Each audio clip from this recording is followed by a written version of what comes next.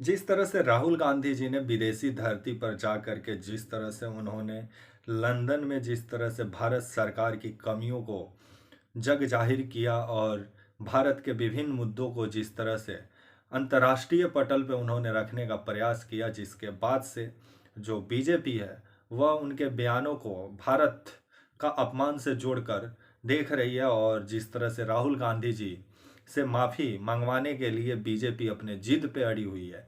आइए इस पे बात करते हैं, इस पे चर्चा करते हैं। नमस्कार, मेरा नाम विश्वजीत कुमार और आप देख रहे हैं वाक फॉर इंडिया न्यूज।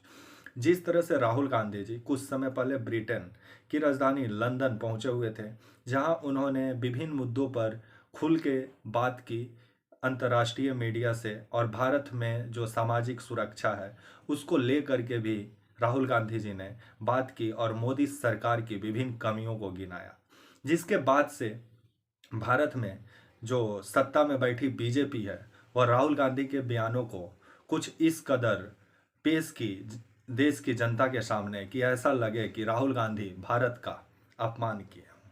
लेकिन यही भारतीय जनता पार्टी के नेता और भारतीय जनता पार्टी के जो अभी सर्वे सर्वा हमारे आदरणीय प्रधानमंत्री नरेंद्र मोदी जी हैं, वो वासुदेव कुटुंबकम की बात करते हैं। पूरा विश्व एक परिवार की बात करते हैं। अगर वो परिवार में जाकर कुछ बात करते हैं, कुछ कमी को अगर दिखाने का प्रयास करते हैं, तो उसे अपमान से कैसे जोड़ दिया जाएगा, यह शायद हमको समझ में नहीं आ रहा है। लेकिन अभी 2024 का लोकसभा चुनाव आने से पहले जिस तरह से भारतीय जनता पार्टी हिडन वर्ग के मामले में घिरी हुई है, और इसी से बचने के लिए अभी राहुल गांधी का बयान को इतना हवा दिया जा रहा है, जिसके चलते ये हिडन वर्ग का जो जांच आया था वह दब जाए और घेरा में राहुल गांधी आ जाए।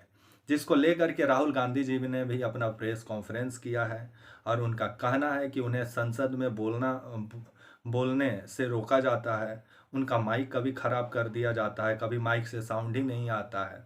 और जिस तरह से 2-3 दिन से लगातार भारत का संसद भवन में हंगामा देखने को मिल रहा है, तो इस पे पक्ष विपक्ष दोनों को सोचना चाहिए।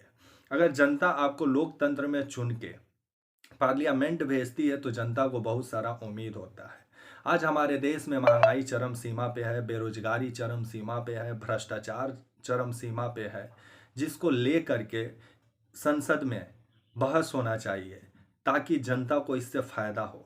लेकिन जिस तरह पक्ष और विपक्ष तू मैं करने में लगा हुआ है, जिस तरह से हिडन वर्ग के मामले में ना बीजेपी जवाब देने को तैयार है, क्योंकि जिस तरह से विपक्ष हिडन वर्ग के मामले में अडानी के ऊपर जिस तरह से हिडन वर्ग ने अपना रिसर्च पेपर जग जाहिर किया, जिसके बाद से विपक्ष अभी वर्तमान मोदी सरकार को संसद में घेरने में लगी हुई है। उसी बीच ब्रिटेन की राजधानी लंदन में जिस तरह से राहुल गांधी जी ने बयान दिया, जिसके बाद से अब बीजेपी राहुल गांधी को घेरने में लगी हुई है।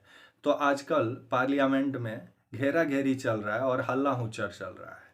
लेकिन भारत की जो गरीब जनता का मुद्दा है, जो आज भारत में शिक्षा का बुरा हाल है, भारत में कुपोषण एक सबसे बड़ा समस्या है, भारत में भ्रष्टाचार सबसे बड़ा समस्या है, बेरोजगारी भारत में अभी चरम सीमा पे पहुंचा हुआ है। जो मोदी जी अच्छे दिन का वादा करके सत्ता में बैठे, आज सारा 1100 का भी पार हो गया है सिलेंडर, लेकिन उस पर कभी भी पार्लियामेंट में चर्चा सुनाई नहीं देता है। कभी भी बेरोजगारी पर पार्लियामेंट में चर्चा सुनाई नहीं देता है। कभी हमारा जीवन स्तर, हमारे देश की जनता को कैसे बेहतर हो, उस पर कभी सुनाई नहीं देता है। लेकिन जिस तरह से अभी जो मौजूदा भारतीय जनता पार्टी की सरकार है, वो जिस तरह से पार्लियामेंट में राहुल गांधी जी से माफ़ी मंगवाने पर अड़ी हुई है, तो ये देखने वाली बात होगी कि जो पार्लियामेंट जनता के लिए बनाया गया, लेकिन वो पार्लियामेंट ऐसा लगता है कि वहाँ पे जनता का मुद्दा तो दिखाई नहीं देता है। सिर्फ व्यक्तिगत मुद्दा को सार्वजनिक मुद्दा बना के ऐसा लोगों के सामने परोसने का काम किया जाता है कि जैसे ये लोग जितने संसद में बैठने वाले लोग हैं, ये सब भारत का भाग्य विधाता बने हुए हैं। लेकिन भारत आज विभिन्न समस्या से ग्रसित है, जिस पे काम करना बेहद जरूरी है।